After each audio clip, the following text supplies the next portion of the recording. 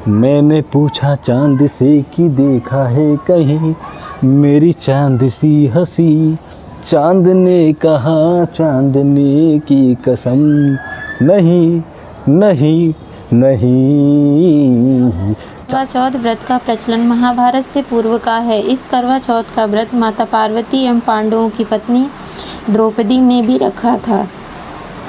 कार्तिक मास की कृष्ण पक्ष की चतुर्थी को करवा चौथ कहते हैं। सुहागवती स्त्रियों के लिए यह बहुत ही श्रेष्ठ व्रत है। इस दिन सुहागिन स्त्रियां चावल पीसकर दीवार पर करवा चौथ बनाती हैं, जिसे वर कहते हैं। करवा चौथ के दिन पति के अनेक रूप बनाए जाते हैं तथा सुहाग की वस्तुएं जैसे चूड़ी, बिंदी, बिछुआ, मेहंदी और महावर आदि के साथ दूध देने वाली गाय, करुआ बेचने वाली कुम्हारी, महावर लगाने वाली नाइन, चूड़ी पहनाने वाली मनिहारें, 7 भाई और उनकी इकलौती बहन अर्धचंद्रमा, गौरा और पार्वती आदि देवी देवताओं के चित्र बनाए जाते हैं।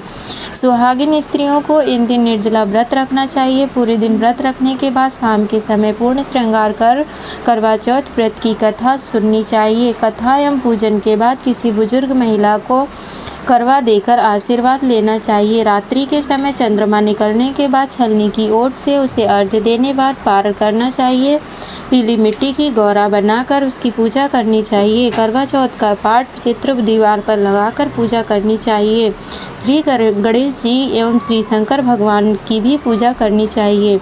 श्री करवा चौथ व्रत की प्रथम कथा। एक साहूकार था जिसके 7 बेटे और एक बेटी थी। सातों भाई व बहन एक साथ बैठकर भोजन करते थे। एक दिन कार्तिक की चौथ का व्रत आया तो भाई बोला कि बहन आओ भोजन करें। बहन बोली कि आज करवा चौथ का व्रत है, चांद निकलने पर ही खाऊंगी। तब भाइयों ने सोचा कि चांद निकलने तक बहन भूखी रहेगी, तो एक भाई ने दिया जलाया, दूसरे भाई ने छलनी लेकर उसे ढांका और नकली चांद दिखाकर बहन से कहने लगी कि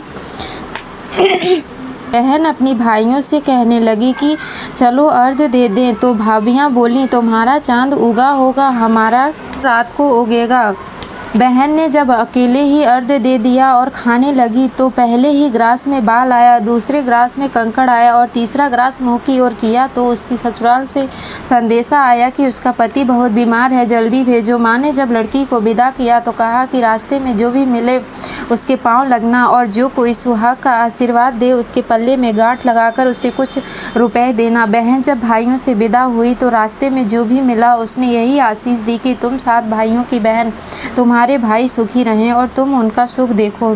सुहाग का आशीष किसी ने भी नहीं दिया। जब वह ससुराल पहुंची तो दरवाजे पर उसकी छोटी ननद खड़ी थी। वह उसके भी पांव लगी तो उसने कहा कि सुहागिन रहो, सपूती हो। तो उसने यह सुनकर पल्ले में गांठ बांधी और ननद को सोने का सिक्का दिया। तब भीतर गई तो सास ने कहा कि पति धरती पर पड़ा है, तो वह उसके पास जाकर उसकी सेवा करने के लिए बैठ गई। बाद में सास ने दासी के हाथ बची खुची रोटी भेज दी। इस प्रकार से समय बीते बीते मार्गशीर्ष की चौथ आई तो चौथ माता बोली करवा ले भाइयों की प्यारी करवा ले। लेकिन जब उसे चौथ माता नहीं दिखलाई दी तो वह बोली हे माता, आपने मुझे उजाड़ा तो आप ही मेरा उद्धार करोगी, आपको मेरा सुहाग देना पड़ेगा। जब उस चौथ मात ने बताया कि पौष की चौथ आएगी, वह मेरे से बड़ी है, वह उसे ही सब कहना, वही तुम्हारा सुहाग वापस देगी। पौष की चौथ आकर चली गई, माघ की चली गई, फाल्गुन की चली गई, चैत्र बैसाख जेठ आषाढ़ सावन भादों की सभी चौथ आई और यही कहकर चली गई कि आगे वाली को कहना। असौज की चौथ आई तो उसने बताया कि तुम पर कार्तिक की चौथ नाराज है, उसी ने तुम्हारा सुहाग लिया है, वही वापस कर सकती है, वही आएगी तो पांव पकड़कर विनती करना। यह बताकर वह भी चली गई। जब कार्तिक की चौथ आई तो वह गुस्से से बोली भाइयों की प्यारी करवा ले, दिन में चांद उगानी करवा ले, व्रत खंडन करने वाली करवा ले, भूखी करवा ले। तो यह सुनकर वह चौथ माता को देखकर उसके पांव पकड़कर गिड़गिड़ाने लगी, हे चौथ माता, मेरा सुहाग तुम्हारे हाथों में है, आप ही मुझे सुहागिन करें। तो माता बोली पापिन, हत्यारिन मेरे पांव पकड़कर क्यों बैठ गई? तब वह बोली कि जो मुझसे भूल हुई उसे क्षमा कर दो, अब भूल नहीं करूँगी। तो चौथ माता न प्रसन्न होकर आंखों से काजल, नाखूनों में से मेहंदी और टीके में से रोली लेकर मैं छोटी उंगली से उसके आदमी पर छींटा दिया तो वह उठकर बैठ गया और बोला कि आज मैं बहुत सोया। वह बोली, क्या सोए? मुझे तो 12 महीने हो गए। अब जाकर चौथ माता ने मेरा सुहाग लौटाया। तब उसने कहा कि जल्दी से माता जी का पूजन करो। जब चौथ की कहानी सुनी, करवा का पूजन किया तो प्रसाद खाकर दोनों पति पत्नी चौपड़ खेलने बैठ गए। नीचे से दासी आई, उसने उन दोनों को चौपड़ पासे से खेलते देखा तो उसने सासू जी को जाकर बताया। तब से सारे गांव में यह बात प्रसिद्ध होती गई कि सब स्त्रियां करवा चौथ का व्रत करें तो सुहाग अटल रहेगा। जिस तरह से साहूकार की बेटी का सुहाग दिया, उसी तरह करवा माता का सबको सुहागिन रखें। यही श्री करवा चौथ व्रत के उपवास की सनातन महिमा है। श्री करवा चौथ माता की कृपा से ही सुहाग की रक्षा होती है। बोलो करवा माता की जय। श्री करवा चौथ व्रत की द्वितीय कथा। अति प्राचीन काल की बात है। एक बार पांडुपुत्र अर्जुन तप करने के लिए नीलगिरी पर्वत पर चले गए थे। इधर पांडवों पर अनेक मुसीबतें पहले से ही थीं। इससे द्रौपदी ने विहल होकर श्री कृष्ण जी की आराधना की। श्री कृष्ण जी प्रकट हुए और पूछा, द्रौपदी तुम्हें क्या कष्ट है? हे प्रभु, द्रौपदी ने हाथ जोड़कर कहा, मुझे क्या कष्ट है आप तो स्वयं जानते हैं। आप तो अंतर्यामी हैं। मुझे कष्टों के बोझ ने विहल कर दिया है। क्या कोई ऐसा उपाय है जिससे इन कष्टों से छुटकारा मिल सके? तुम्हारा प्रश्न अति उत्तम है द्रौपदी। कृष्ण मुस्कुराकर बोले, प्रभु फिर मुझे दुख नारी का कष्ट दूर करने का उपाय बताइए। द्रौपदी ने पूछा। श्री कृष्ण बोले, यही प्रश्न एक बार पार्वती जी ने शिव जी से कर दिया था। तब श्री शिव जी ने करवा चौथ व्रत का विधान बताया। करवा चौथ की जानकारी मुझे भी दीजिए और उसकी कथा बताइए। श्री कृष्ण ने एक पल सोचने के बाद कहा, दुख सुख तो सांसारिक माना जाता है, प्राणी उसमें सदा ही लिप्त रहता है। मैं तुम्हें अति उत्तम करवा चौथ व्रत की कथा सुनाता हूँ, इसे ध्यान से सुनो। प्राचीन काल में गुणी विद्वान धर्मपरायण एक ब्राह्मण रहता था। उसके 4 पुत्र तथा एक गुणवती सुशील पुत्री थी। पुत्री ने विवाहित होकर चतुर्थी का व्रत किया, किंतु चंद्रोदय से पूर्व ही उसे भूख ने परेशान कर दिया। उसके स्नेही दयालु भाइयों ने छल से पीपल की आड़ में झूठा चंद्रमा बनाकर दिखा दिया। लड़की ने अर्घ देकर भोजन कर लिया। भोजन करते ही उसके पति की हृदय गति बंद हो गई। अब तो उसकी हृदय विदारक करुण चित्रकार से सारा घर गांव कांप उठा। उसी रात्रि में इंद्राणी भूमि विचरण करने आई। तब ब्राह्मण पुत्री ने उससे अपने दुख का कारण पूछा। इंद्राणी ने बताया, तुम्हें करवा चौथ व्रत के दिन चौथ दर्शन से पूर्व भोजन कर लेने से यह कष्ट मिला है। तब उस लड़की ने अंजलि बांधकर विनय की कि इससे मुक्त होने का उपाय बताइए। इस पर इंद्राणी ने कहा, यदि तुम विधि पूर्वक अगली करवा चौथ का व्रत करने का वचन दो तो तुम्हारा पति पुनः जीवित हो जाएगा। कन्या ने ऐसा करने का वचन दिया तो उसका पति स्वस्थ हो गया। अब तो उस कन्या ने वर्ष भर की प्रत्येक करवा चौथ की चतुर्थी का व्रत शुरू कर दिया और अनंत अखंड सुहाग प्राप्त किया। श्री कृष्ण ने कहा, हे द्रौपदी, यदि तुम भी इस व्रत को करोगी तो तुम्हारे भी सभी संकट टल जाएंगे। इस प्रकार द्रौपदी ने यह व्रत किया और पांडव सभी क्षेत्र में विजयी हुए। इस प्रकार सौभाग्य, पुत्र, पौत्रादि और धन्य धान्य की इच्छुक स्त्रियों को यह व्रत विधि पूर्वक करना चाहिए। इस व्रत में भगवान शंकर जी की पूजा आरती करना चाहिए। बोलो इंद्राणी माता की जय। एक ब्राह्मण परिवार में 7 बहुएं थीं। 6 बहुओं के मायके वाले बहुत अमीर थे। इसी कारण ससुराल में उनका बड़ा मान था, परंतु छोटी के मायके में कोई न था। वह घर का सारा काम काज करती, सबकी सेवा करती, पर कोई भी उससे प्यार नहीं करता। सभी धुतकारते रहते। 30 त्योहारों पर भी जब उसके मायके से कोई न आता तो वह बहुत दुखी होती। हर वर्ष की तरह इस वर्ष भी करवा चौथ व्रत आया। अन्य बहुओं के मायकों से उनके भाई करवा लेकर आए, पर छोटी के मायके में यदि कोई होता तो करवा भी लाता। सास भी छोटी को ही खरी खोटी सुना रही थी। वह दुखी हो घर से निकल पड़ी और जंगल में जाकर रोने लगी। एक नाग बहुत देर से उसका रोना सुन रहा था।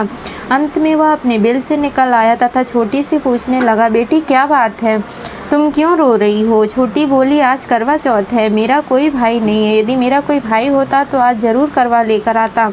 नाग को छोटी पर दया आई। नाग ने कहा, बेटी तुम घर चलो और मैं अभी करवा लेकर आता हूँ। थोड़ी देर बाद नाग उसकी ससुराल जा पहुँचा। ससुराल वाले इतना सामान देखकर चकित हो गए। सास भी प्रसन्न हो गई। सास ने प्रसन्न मन से छोटी को नाग देवता के साथ भेज दिया। नाग देवता ने छोटी को अपना सारा महल दिखाया और कहा, जितने दिन चाहो आराम से रहो, मन चाहा खाओ, मन चाहा पहनो, पर एक बात याद रखना कि सामने रखी नाद कभी मत खोलना। छोटी सारा समय महल में आराम से काटती, पर नाद के बारे में उसकी उत्सुकता बढ़ती जाती। एक दिन जब घर में कोई न था, उसने नाद उठाकर देखा तो हजारों छोटे छोटे सांप के बच्चे इधर उधर रेंगने लगे।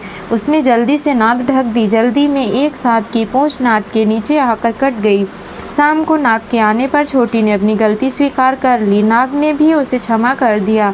जब छोटी ने ससुराल जाने की इच्छा की तो उसने धन रत्न आदि देकर विदा किया। छोटी की ससुराल में अब उसकी बड़ी इज्जत होने लगी। इधर जिस सांप की पूंछ कटी थी उसे सब बंडा कहकर तंग करते थे। एक दिन उसने अपनी माँ से पूछा कि मेरी पूंछ कैसे कटी है। माँ ने कहा कि छोटी के नाद उठाने और जल्दी से रखने में ही तुम्हारी पूंछ कटी है। तो वह बोला कि मैं छोटी से बदला लूँगा। माँ के बहुत समझाने पर भी वह एक दिन चुपचाप छोटी के घर में जा छुपा और मौका पाकर उसने काटने की सोचने लगा। वह छोटी और उसके सास में किसी बात पर बहस हो रही थी तो छोटी कसम खाकर कह रही थी कि मैंने ऐसा नहीं किया। वह कह रही थी कि मुझे बंडा भैया से प्यारा कोई नहीं है, उन्हीं की कसम खाकर कहती हूँ कि मैंने ऐसा नहीं किया। बंडा ने जब यह सुना तो सोचने लगा, जो मुझसे इतना प्यार करती है मैं उसे ही काटने आया हूँ। वह चुपचाप घर चला गया। माँ ने पूछा, ले आए बहन से बदला? वह कहने लगा, माँ बहन से कैसे बदला? तभी से बंडा भाई व छोटी बहन हुए। अब भाई प्रतिवर्ष चौथ के दिन बहन के यहाँ करवा लेकर जाता। वह बहन बड़े प्यार से करवा चौथ का व्रत करती। बोलो करवा चौथ माता की जय। प्राचीन काल में करवा नाम की एक पवित्रता स्त्री अपने पति के साथ नदी किनारे एक गांव में रहती थी। कार्तिक मास के कृष्ण पक्ष की चतुर्थी के दिन उसका पति नदी में स्नान करने के लिए गया। स्नान करते समय एक मगर ने उसका पैर पकड़ लिया।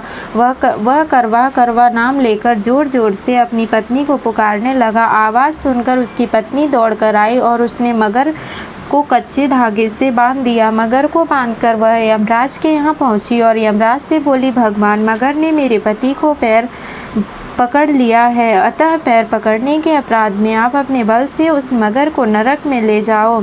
यमराज ने कहा, अभी मगर की आयु शेष है, अतः मैं उसे नहीं मार सकता। इस पर करवा ने कहा, यदि आप ऐसा नहीं करोगे तो मैं आपको श्राप देकर नष्ट कर दूंगी।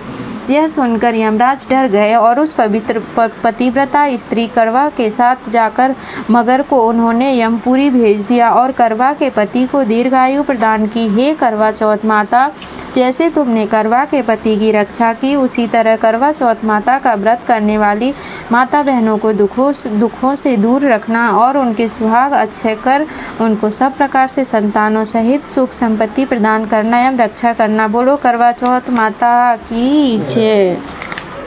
ओम जय करवा मैया, मैया जय करवा मैया, माता जय करवा मैया। जो व्रत करे तुम्हारा, जो व्रत करे तुम्हारा, पार करो नैया। ओम जय करवा मैया, सब जग की हो माता तुम ही हो, रुद्राणी मैया तुम ही हो, रुद्राणी। यस तुम्हारा गावत, यस तुम्हारा गावत, जग के सब प्राणी। ओम जय करवा मैया। कार्तिक कृष्ण चतुर्थी जो ना व्रत करती मैया जो नारी व्रत करती दीर्घायु पति होवे दीर्घायु पति होवे दुख सारे हरती ओम जय करवा मैया होए सुहागिन नारी सुख संपत्ति पावे मैया सुख संपत्ति पावे गणपति बड़े दयालु गणपति बड़े दयालु विघ्न सभी टारे ओम जय करवा मैया की आरती जो को व्रत गावे मैया प्रेम सहित गावे व्रत उनका हो पूरन व्रत उनका हो पूरन सब विधि सुख पावे ओम जय करवा मैया। बोलो करवा चौथ माता की जय।